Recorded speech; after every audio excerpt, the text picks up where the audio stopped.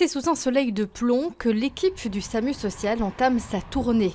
Julie et Connor ont une mission, distribuer des bouteilles d'eau et des casquettes pour aider les sans-abri à se protéger des fortes chaleurs. Prévenir le risque de déshydratation et vraiment insister lourdement sur le fait de boire suffisamment d'eau. Et donc de nouveau, au-delà des bouteilles d'eau qu'on distribue, orienter vers les différentes fontaines d'eau disponibles. Et tout ça est indiqué sur un plan de notre partenaire infirmier de rue. Les équipes se relaient de jour comme de nuit pour jouer un rôle de prévention. Pour moi, je trouve que c'est une bonne initiative. Je trouve que ce n'est pas la première fois.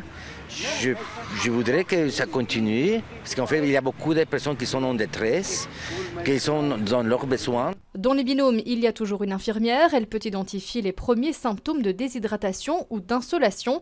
Quand la canicule frappe, une attention toute particulière est aussi accordée aux personnes plus vulnérables. On pense tout particulièrement aux personnes plus âgées, aux personnes malades, aux personnes qui auraient consommé de l'alcool et qui du coup ne prennent plus les mesures nécessaires pour se protéger du soleil et de la chaleur. On sait bien qu'alcool et chaleur ne font pas bon ménage.